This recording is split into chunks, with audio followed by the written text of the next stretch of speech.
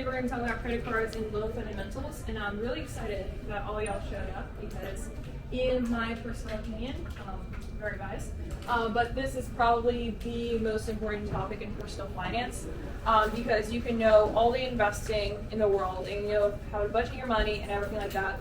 But if you misuse credit cards and you misuse loans, you're going to get yourself into a whole lot of trouble.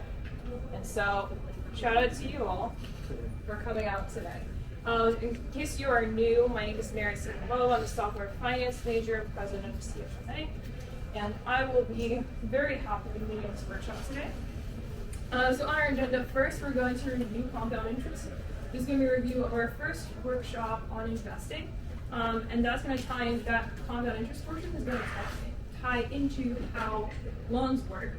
So you're going to give an intro on loans, an intro on credit cards, and then at the end we're going to go, why bother with all of this stuff, basically. So first, reviewing compound interest. So interest goes two ways. So interest is the amount of money that you earn from lending money, or an amount like a dollar used to pay to use someone else's money. So for example, if you take $100 and you put it in the bank, you are lending the bank that money. So if you're putting it in a savings account, that's why the bank is charging you interest, because then they're going to use that money and invest it elsewhere. And then the second portion is basically in the loans context. When you take out a loan, you're borrowing someone else's money. That money isn't yours, so that's why you need to pay.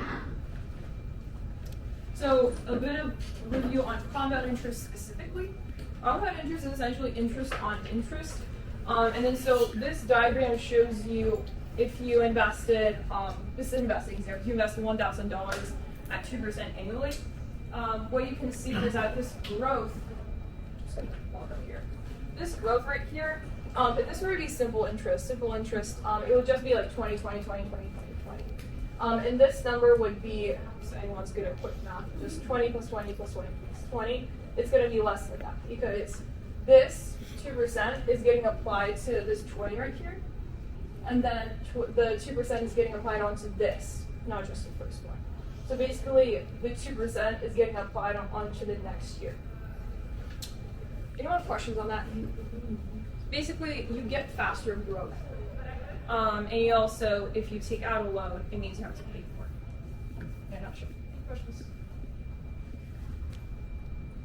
So, just to reiterate again, compound interest goes both ways. So when you invest your money, you can reap the benefits of compound interest. But when you take out a loan, compound interest is working against you. So that's very important to keep in mind when you're talking about this, because loans are a borrowed money to take on an opportunity. So for example, you might take out a loan to buy a house. That can be a mortgage. That you might not otherwise have gotten that opportunity if you didn't have taken out the loan. Alternatively, if you were applying to college and you didn't have the financial resources to attend college, you could have taken out a loan to pay for that opportunity. What loans are not is that they are not free money. And they're, like, I don't know how, probably you have, when you sign on a student loan, there's a disclaimer, there's all the forms, but there is this misconception that loans are free money they get to ignore for some time and then you need to pay back later. But it's important to keep this thing in mind that loans are not free money because in the end you will pay more than what you take out. So if you take out $20,000 with student loans, you're not paying back $20,000 in student loans. You're paying back $20,000 in loans plus interest. So the amount that you pay over the course of the loan is going to be more than the original amount you took out. And that's a really important thing to keep in mind. Just to reiterate, in this case, compound interest does work against you. Now, delving a little bit into the types of loans. Credit card is a type of loan.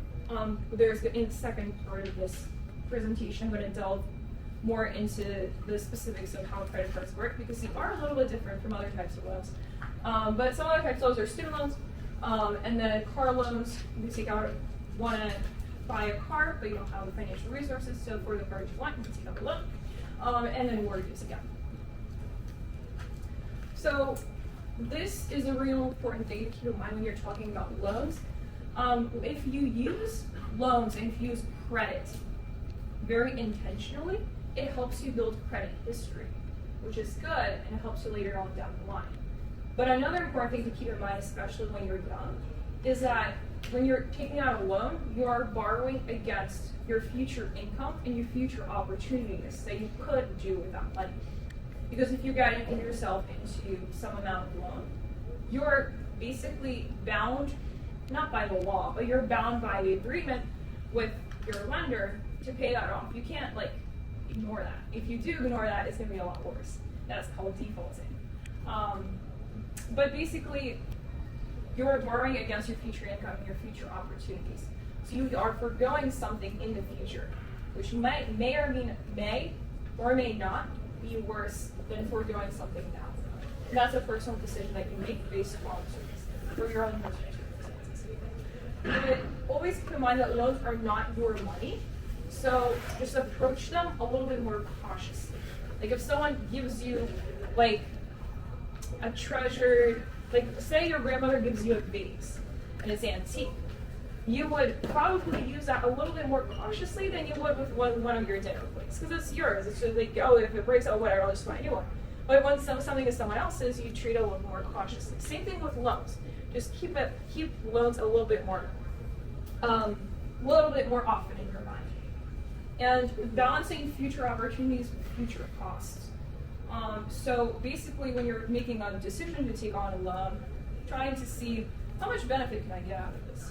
How much benefit can I go to X university that costs X amount of money versus going to Y university that costs $50,000 less? Or if taking out a house, what are the benefits of taking out $1 million house versus a $500,000 house versus the costs?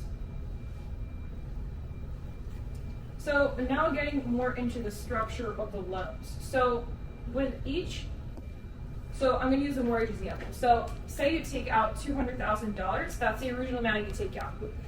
So for example, say the actual house costs $500,000, but you put a down payment of $300,000 and you take out $200,000. So $300,000 is already in the house. The amount that's really worrying us is the $200,000. So the $200,000, say you take out 30 years at 5.6% APR. I just made that number up. But every single year or month, depending on the term of the agreement, you're going to pay a certain fixed amount, 5.6%. Let's just assume for that. And when you make that payment, part of it is going to go towards the principal, and part of it is going to be towards the interest. Because the whole point of the mortgage is to eventually pay it down. So that's the principal portion. It's going to the original amount that you borrowed. And then the interest portion is basically, I don't want to use the word fee, because there can be a lot of different fees, but basically what you're paying to use the bank's money or your credit lender's money. And then, so again, really emphasizing this, you will pay more than what you take out. And this sort of gives you, I'll explain this graph, but basically this graph is going to show you why you should consider overpaying the minimum payment. So, for example, this is for a hypothetical mortgage that a hypothetical person took out in 2010. And then so this bar right here shows the first year's payment. So if you just look at this bar right here, what is the most amount of your money going towards? Blue versus red. Interest. Exactly. Your first payment, the majority of it is going to interest. It's basically what you're paying to use the bank's money. This is not going towards the original amount that you borrowed. This is all quote-unquote fees. So, and then as you can see, as you progress towards the end, what's the final payment, this one? Yeah, the final payment is principal.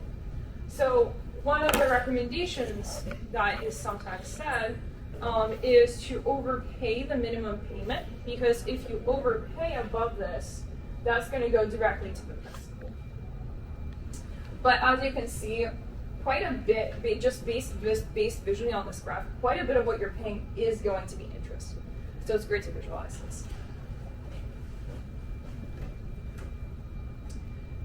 One more emphasis on not paying on time and or defaulting is going to be very dangerous. So not paying on time is basically if the term of the agreement says you're going to pay on the 20th of every month. And then you say, well, gee, my paycheck doesn't come until the 21st. I'm going to pay on the 21st. That one day is really bad for your credit history. Like, it's going to screw you over. And then defaulting, what defaulting is just completely refusing to pay your money. You say, like, for example, you took out a loan, and you just say, you know what, I'm just not going to repay this. I can't do it.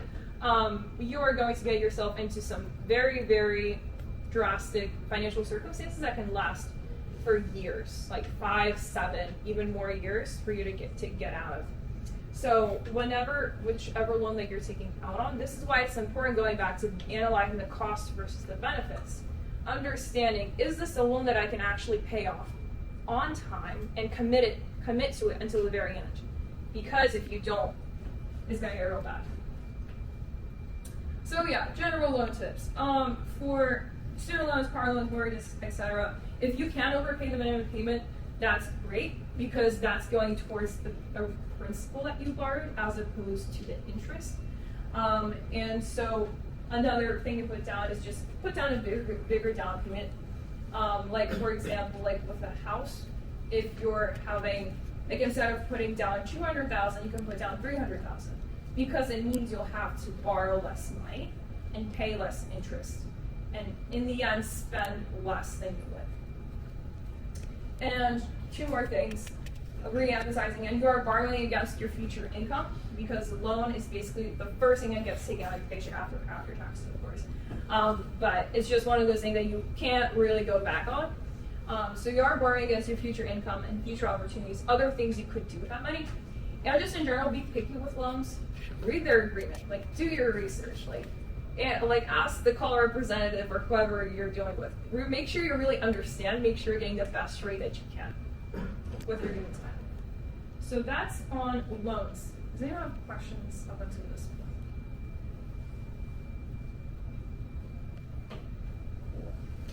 Credit cards. Now, credit cards work a little bit differently because with a loan, you take out a certain fixed amount of money, mortgage say $200,000, and you pay it over the course of a set number of years, for example 30 years, and you have to pay a fixed payment. The payment is the same for the duration of the loan. Credit cards work a little bit differently, and this is why in the past a lot of credit users got into trouble with loans, with credit cards specifically, because of how they're structured. So basically, a credit card is a line of credit that's authorized by the bank. So for example, you actually, before I get into that, show of hands, how many of you have a credit card? That's a solid half. So for those of you that have a credit card, is it like under your name or is it like tied to your parents' account? Tied. Personal. Personal. Tied to your name. Okay. Yeah, because there's different, for those of you who don't have a credit card, you can take out a credit card under your own name, or you can have, I believe it's called an authorized credit card, that you can take under your parents' name. And there's also like other different types of credit cards that people use. But basically, a credit card is a line of credit that's authorized by the bank. So for example, a bank can say, you apply for a credit card, you fill in your application, like you go and say, like this is my income, this is my age, and things like that. And then they say, for example, okay, we're going to give you $2,000 a month, for example. Now, the reason why a credit card is different from the other types of loans, this is sort of like recurring, it's like $2,000 a month. So that's one different. And then like say the line of credit is like a credit limit. It's like the maximum amount you can borrow. So the $2,000 can be the maximum amount you can borrow. But it's actually really not great to borrow all of that. Just because it shows that from the perspective of the lender or the bank, if someone gives you $2,000 and you spend all of that $2,000, it's like shows that you're not very responsible, not very like frugal, or you're not very careful with your money, you kind of just take, spend. So generally it's recommended that you actually spend no more than 30% of your maximum credit limit. Just to show that you're responsible with your money. That's just psychology of the lenders. But yeah, special notes on this, you get a bill monthly. So whenever you open up your credit card, say you open it up on the 2nd of every month, you get a bill on the 2nd of every month for your expenses for that month. And another really, really special thing about credit cards is you can actually pay 0 interest, which is fantastic. Because before with the loans that we talked about, the car loans, the mortgages, you had to pay a minimum payment. You had to pay interest. You still remember with the graph, with the red and blue, you had to have some portion of interest every single month. With credit cards, you actually don't need to pay any interest. You can get away with having a credit card for your entire life, 50, 60, 70, 80, whatever years, and not pay a single cent in interest. If you pay it in full and on time every single month. I'll repeat that again, in full and on time every single month. That requires being very, very consistent and really keeping a very, very sharp eye on your credit card. But later I'm going to talk about how this can be really, really beneficial. Credit cards, if you use them properly, have a lot of advantages that can help you on later on in life. But you can only reap those benefits if you follow the school rule. So, with that, I'm actually going to make you all repeat after me. I will pay my credit card balances in full and on time every single month. I'm going to say that again. I will pay my credit card balance in full and on time every single month. All right, let's do this. I will pay my credit card balance in full and on time every single month. All right, give yourselves a round of applause.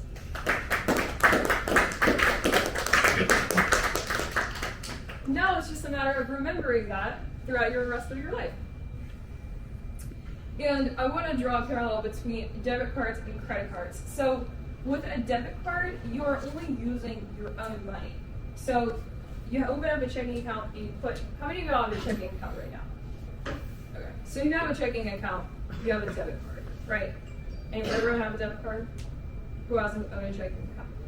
Yeah, and that connection is because with a debit card, when you use your debit card, you're swiping or tapping or whichever method you use, you're taking that money out of your checking account. That money is yours.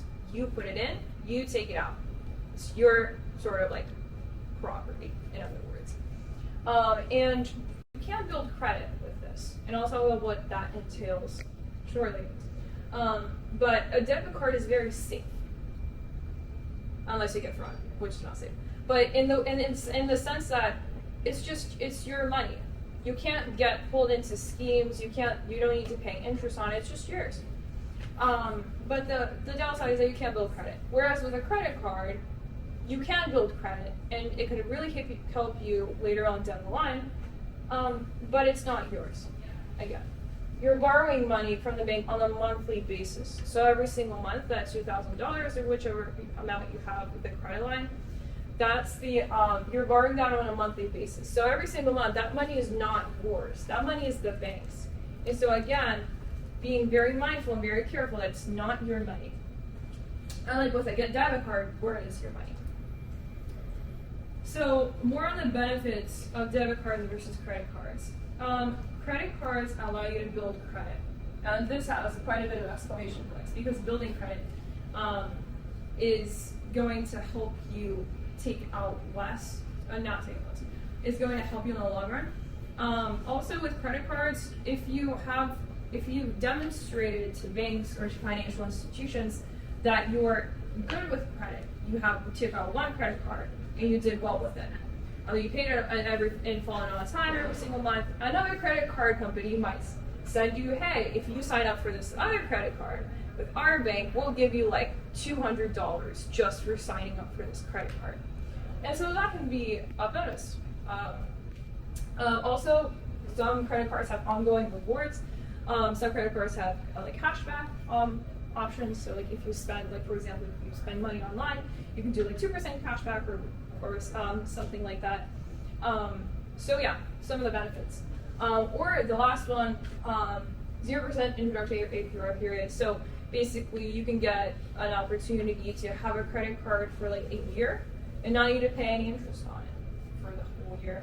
And that can be a benefit. But what we use 0% APRs, something really important to keep in mind is that even though it's 0 APR and you're not paying any interest the first year, it's still not your money. So still be careful about how much you're putting on a card and making sure you can pay it off. And also being careful when that introductory period ends, so you're not paying like 19% APR all of a sudden. And APR stands for annual percentage rate. So yeah, some other costs associated with credit cards. So the interest payments, if you don't pay in full and on time, you will need to pay interest payments because it's not your money. Some credit cards have annual fees, so that can be another thing to keep in mind. If you pay late, like for example, if your savings due on the 20th, but you pay on the 21st, late payment. Balance transfer, if you want to transfer balances between accounts, it depends on your bank, but sometimes you will need to pay to transfer balances in between banks. Foreign transaction fees, so for example, if you buy something, if you like buy something online from a company that's, for example, based in France, you might incur foreign transaction fees if you charge that on your credit card. And also cash advances. So what cash advances are, is that you can go to an ATM, swipe your credit card, and take out cash. So basically taking out cash from your credit card. Never do this. Literally never do this. Because it's not your money.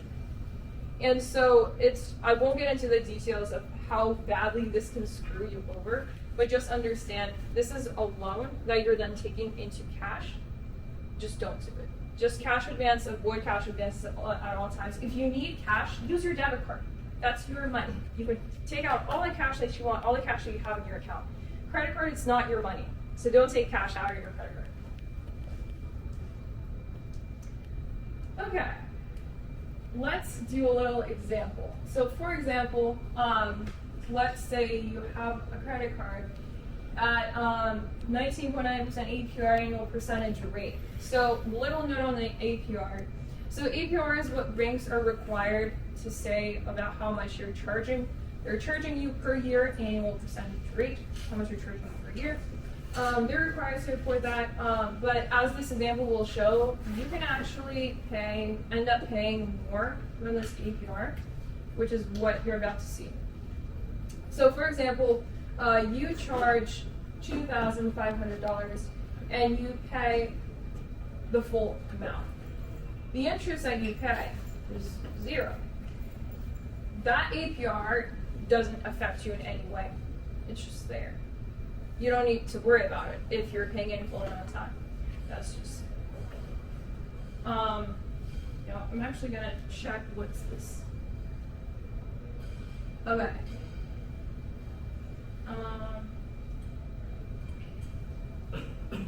I'm gonna check these numbers real quick.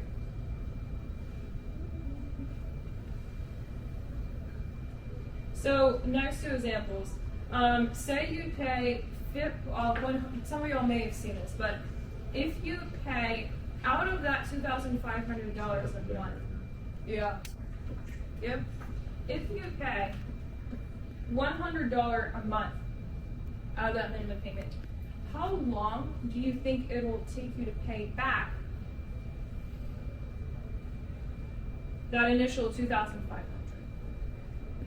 Just take some wild guesses. There's a mathematical way you can do this, but instead of paying the full amount, pay $50 every single month on the $2,500. How many months? How many years? Just random guesses. 1 year. 1 year. All right, let's get two more options. 1 year? 2 years. 2 years? 3 years. 3 years. Let's see. Almost 3 years. So you can see that you charge through that $2,500. But it's going to take you a long time to pay that back. And in the end, you're going to need to pay this much. Again, with loans, it's not your money. The amount that you borrow is going to be less than the amount that you pay at the end. In the end, you're paying $3,300 compared to the original amount that you borrowed, $2,500. So there's a mathematical way to compute this. I won't get into the math. I will gladly talk about math if you want me to. We're actually going over it in my finance class right now, understanding how to compute the difference between annual percentage rate and effective interest rate. But basically, APR is what banks tell you. Effective interest rate is what you're actually paying. So, if you pay $100 per month instead of the full amount in full amount of time, you're going to pay a whole lot more. Now, having taken a look at these numbers right here, what if you pay, now on a credit card statement, you have the option to pay the minimum, make a minimum payment. So let's say that minimum payment is $50 a month. So basically you'll incur no charges, no like late, if you pay on full, like no late charges, but you won't incur penalties for your entire charge if you pay $50 a month, just forever. Or not forever. The question is, how long will it take you to pay it down if instead of $100 a month, you only pay $50? Shout out some guesses. 6 years. 6 years. Let's get some more guesses. 8 years. 8 years. Let's get another guess. Go bold with this last one. 12. All right, any other, one more guess?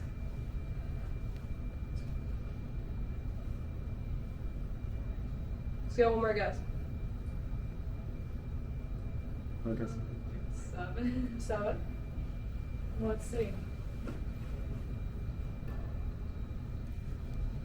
A little over 9 years. Yeah. And I'll just look at these numbers. I mean, this is, you only took out $2,500 in 1 month. This is not counting if you should make additional charges the next month, the month after that, or the one after that, or the one in 2 years, 1 in 3 years. This is 1 month of expenses, 1 month. And just for that 1 month, you are going to pay more than double the original amount that you borrowed. Now you can see, this is why it's very important to pay in full and on time. Because this, you pay $2,500. If you pay double the minimum payment, it's like $3,300. And if you just pay the minimum payment, you're paying double the original amount that you borrowed. That sucks. Don't do that. It's your money. I mean, it's not the money. You're borrowing this money, but you're gonna need to pay for this, you know?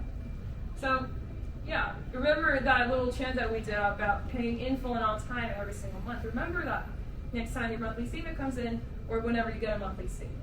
Because these red numbers add up really, really quickly, especially if you start doing this, if you consistently pay down $50 a month. Okay, hopefully you have a bit of an understanding as to why bother. But this sort of section is like, why bother with credit cards anyway? If they suck so much, and you can get into so much financial trouble if you mess up once, then why deal with all of this? Well, credit does matter with the current financial system that we have in the country and the world right now. Credit and loan history does matter. There's something called a credit score. So I use a Fico Score here, for example, but there's other companies that do other scoring metrics as well. But basically, building your credit score will help you get better loans with higher limits at cheaper rates later on in life. So for example, if you use a credit card responsibly when you're young, when it comes time for you to take out a mortgage, instead of paying 6%, you may be paying 4% per year. And that can be a huge benefit. But yeah, if on this credit score, if you're in the red, you're not getting good rates, you're not getting good limits, really, really bad. The higher up you go, the better rates that you get, the more amount of money that you can borrow, the more you can afford, basically, the more benefits you have in the future. If you pay attention to how you're spending now and how you're using loans now, you can take the opportunity. You can have better opportunities in the future. So maybe take out a nice outfit that you want, for example. So what actually goes into the FICO score? Because this FICO score is really good. It helps us a lot. It helps us take out more, cheaper rates. But what actually goes into it? And this is FICO publishes this. This is exactly what goes into your FICO score. If you use another credit score, it's going to be a little bit different, but basically this is going to be the same. 30% is the amount that you owe, basically how much you take out in your loans. That's, the largest is payment history. Going back to paying in full and on time every single month. This is the largest thing that makes up your FICO score. How responsible you are with other people's money or other financial institutions' money. Paying it back. That's payment history. If you never miss a payment, that's going to give you really, really good balance on here. If you miss one payment, it's not the end of the world, but it is going to take a tank on this part of your FICO score. And if you miss payments consistently, that's going to be really, really bad on you. Amounts owed, basically that's the amount that you have, the number of credit lines you have outstanding. So for example, like across all credit lines, like credit cards, student loans, mortgages, car loans, all of that stuff. Making sure you're mindful with taking out only the amount that you need, not taking out too much. 10% is new credit. Generally, the advice that I've heard is that when you're young, generally don't worry too much about new credit, just because if you don't have a steady income, or if you don't have, basically, if with new credit, they're giving provides incentives so that if you're responsible with the amount of credit that you have already, if you take out more, then it shows that you're even more responsible with the additional like credit lines that you take out. But generally, just be responsible with what you have currently, and then just keep in mind that new credit is 10%. And then 50% length of credit history. This is why I'm really glad y'all came out while you're in college, because this is also a huge factor. So length of credit history, how long have you had these lines of credit out? So as someone who's had a credit history of 10 years is going to have a higher score in this, like a higher percentage in this category than someone who's only had it for 2 years. And why is that? Because if someone's had it for 10 years, the financial institutions go in and say, okay, in 10 years this person hasn't missed a single minimum payment. This person's trustworthy. They have 10 years of record showing that they're going to be responsible with my money if I give it to them. Whereas with 2 years, that's a shorter amount of time to work with. And then another 10% goes into credit mix. Now this is a variety of credit. So this basically is going to tell you, don't run, like get out of this workshop and run and open 5 different credit cards. That's not going to help this percentage. Credit mix is having a variety of different credits. So for example, having, like for example, a credit card and a mortgage, or a credit card and a car payment.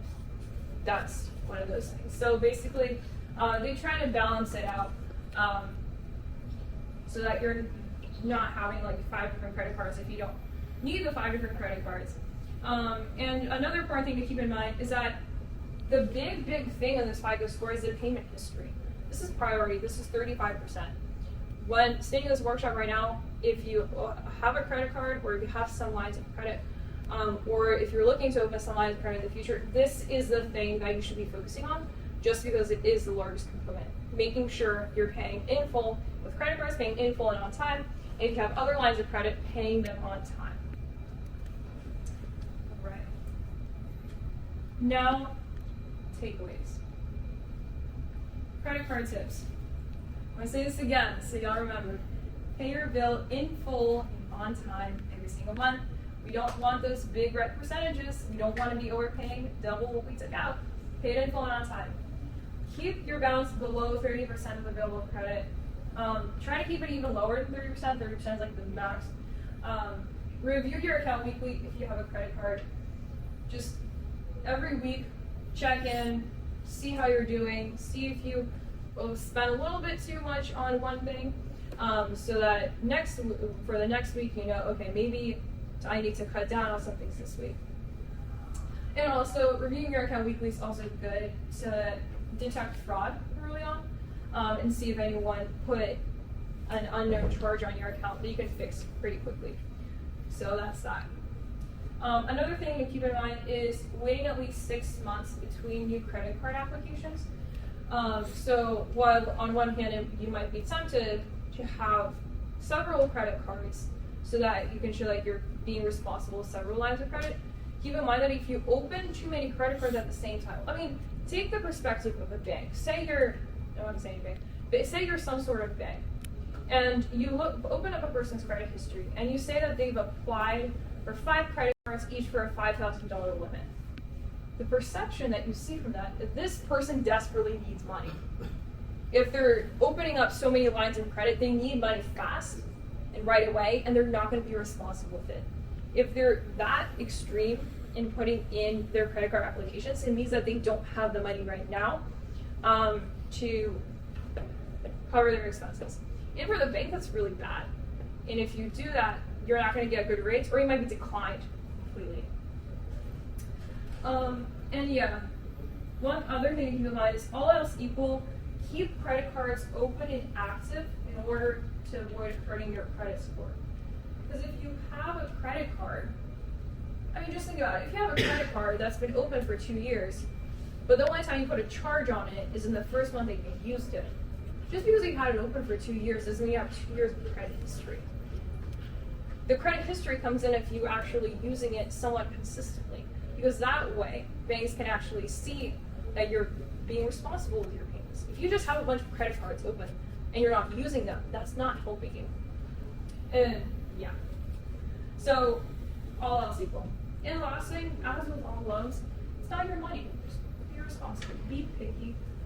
It's not your money, so be careful with it. And I'm going to emphasize the general loan tips, same slide as we had before, just to refresh your memory. If you have student loans, car loans, mortgages, overpay minimum payment, because that goes directly towards the principal. That's not fees. That's not money you have to give back. And put down a bigger down payment, or just take out less. If you have the choice to take out more or take out less, in general, just take out less. It might give you less spending power now, but it will help you more in the future. And again, keep in mind, you are borrowing against your future income and future opportunities. Last thing, minimize loans. You can take this as minimize. You can take this as be cautious with loans, be picky with loans, especially when you're young. Great. Now, does anyone have any questions about anything regarding loans, credit cards? Real quick, could you explain why cash advances are so bad? I just don't really understand how that's different than like making a purchase on credit. Okay. I'm not sure if I can fully explain why banks think it's bad. You can definitely find, and I can take a look after this meeting right now, basically why that's bad on your credit history. But I think that's a good question, actually. That's what banks that think that. It's the bank that thinks it's bad, because if they've already, because I'm trying to think, like, if you've already taken out a loan and now you need that loan in cash, it's like, why not just put it on loan? Right. Yeah. Yeah. I guess that makes sense. Yeah, because if you have like a line of credit for $2,500, and maybe part of the rationale is like, why can't you just put it on your credit card? Why do you need it in cash? Just like, I think that might be. Yeah. But I can take a look into that. Sweet. Any other questions? I've heard that if you close your like old credit cards, like that hurts your credit score. So even if you don't use those credit cards, you still like shouldn't close them. Is that right? I have to look into that. I think with credit cards, I mean, when you're considering your credit cards, the first thing to keep in mind is to only take out credit cards that you actually need, and being able to keep them active. So when you're closing down a credit card, if you have the opportunity to, basically the ideal situation is to consistently put down some sort of payment on all your credit cards just to show that they're active. If you close down a credit card, I don't know if that's, like, I'm pretty sure, like, from my research, like, closing down a credit card is just, your question was closing down a credit card versus keeping it open? Yeah. And just not putting any charges on it? I would say the goal is to, if you're keeping a credit card open, at least putting like some charge on it, even if it's like $10, just so they can show that it's active. I've heard that it's not going to like close a credit card because you have like credit card open. It means like you have a higher credit, you have more credit available to you, and so when you pay for things with your credit card you actually use, you'll have a lower credit utilization. It's like you have two credit cards that both have like $10,000 limit. You have $20,000 to use, and so like when you only spend like $1,000, you're only spending like 5% of that, rather than like a higher percentage if you only have one credit card open. Yeah, exactly. Did everyone hear what Niall just said? Because if you close down a credit card, you're lowering the amount of money that you have. Like, you're lowering your lines of credit and the amount of money that you have available to be lent to you. So for example, if across all lines you have like $10,000 worth of available credit, but you're consistently only spending like let's just do $500. If you shrink that down to like $5,000 instead of $10,000, that rate is going to be higher. If that makes sense. So when under what situation would it be a good idea to close? Let me actually look that up for you right now. Yeah, someone had a question in the back while I'm looking that up. Yeah, I just wanted to return to the cash advance thing. Yeah. Cash advances typically have a higher APR when you take them out because you're converting the money into a different medium, so it's a lot harder to track for the bank because your money can get physically stolen. They don't necessarily what that cash is going to, and that higher APR will severely limit your ability to like pay it off if you needed to pay it off. Like if you needed to pay the APR, it's going to make it harder for that. So that's typically why the cash advance is not as good. I remember that. So yeah, this is basically summarizing kind of what I said. The ideal situation, going back to your question, is just to keep them open, even if they're barely used. Like if you like this point and say, if you actually can't make a minimum payment, then talk to your lender, see if you can work something out. Anyone have any questions? Great questions. These are great questions.